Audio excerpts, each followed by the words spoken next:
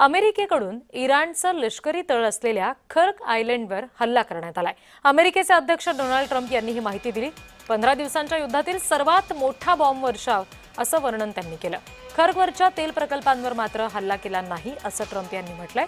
इराणकडून सुद्धा होर्मुझच्या सामुद्रधुनीतून प्रत्युत्तर देण्याचा प्रयत्न आहे। पर्शियन आखातातील खर्कमधूनच इराणच्या तेलाचा व्यापार होतो।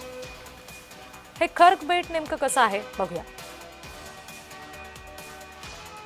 खर्क बेट इराणच्या किनारपट्टीपासून 25 किलोमीटर अंतरावर आहे। इसवी सन 950 मध्ये खर्क बेट मोती तयार होण्याची जागा होती। डच फ्रेंच यांच्या सागरी मोहिमांवेळी हे व्यापाराचं ठिकाण होतं। 1838 मध्ये ब्रिटिशांकडून या बेटासाठी युद्ध केलं गेलं। 1956 मध्ये अमेरिकेची खर्कवर तेल साठ्यासाठीची मोठी गुंतवणूक झाल्याचं समोर आलं। 1979 च्या क्रांतीनंतर इराणकडून अमेरिकेच्या मालमत्तेवर ताबा केला गेला। सध्या इराणच्या तेल कंपनीकडे बेट आणि तेल साठ्याची मालकी आहे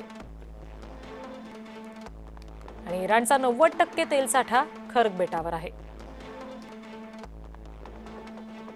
खर्क बेटावरून वर्षाला 95 कोटी बॅरल तेलाच्या निर्यातीची नोंद आहे। कच्चं तेल तिथून निर्यात केलं जातं।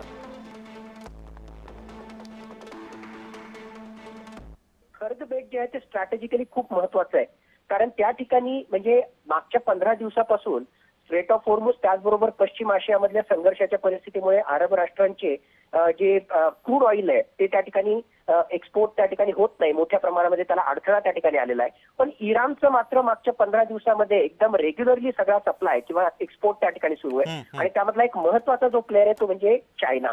चायना हा शॅडो फ्लिटच्या माध्यमातून म्हणजे ब्लॅक मार्केटिंगच्या माध्यमातून याच खर्क बेटावरून मोठ्या प्रमाणामध्ये जे आहे तेल आयात त्या ठिकाणी करतोय। असे रिपोर्ट्स आहेत की साधारणतः 400 त्याच्या जहाजा याच खर्क बेटावरून जे आहेत तेल त्या ठिकाणी आयात करतात आणि हे सगळं ओळखून आणि इराणच्या अर्थव्यवस्थेला मोठा दणका देण्याच्या पॉईंट ऑफ व्ह्यूने आणि या खर्क आयलँडचं स्ट्रॅटेजिक लोकेशन त्याचबरोबर जसं तुम्ही सांगितलं 1979 च्या आधी अमेरिकेची मालमत्ता या खर्क बेटावर होते, त्यामुळे एक सेंटिमेंटल इश्यू पण अमेरिकेला याच्याशी असोसिएटेड आहे।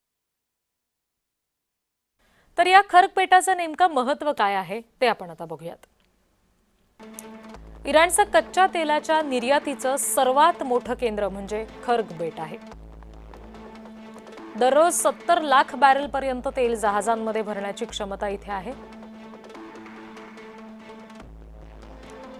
खर्क बेटावरून एकूण कच्च्या तेलाच्या निर्यातीपैकी 90% निर्यात होते।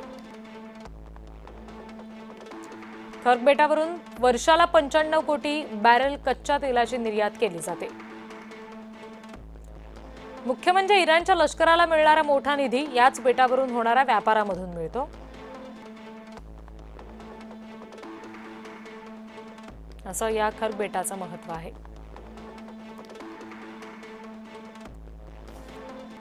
तर या खर्क बंदरावर जर हल्ला केला तर संपूर्ण जगाला फटका बसू शकतो। ते कसं ते बघूयात।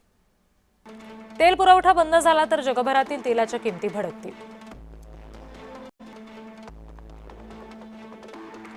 तेलाचे दर प्रति बॅरल $150 पर्यंत पोहोचू शकतात।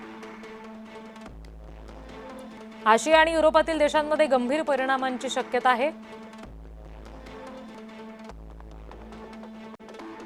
भारत आणि चीन सारख्या प्रमुख आयातदार देशांसाठी गंभीर परिस्थिती निर्माण होईल। बदला घेण्यासाठी इराण होर्मुझची सामुद्रधुनी पूर्णपणे बंद करू शकतो। तेल पुरवठ्यावर परिणाम होईल। जागतिक अर्थव्यवस्थेला मोठा झटका बसण्याची शक्यता आहे।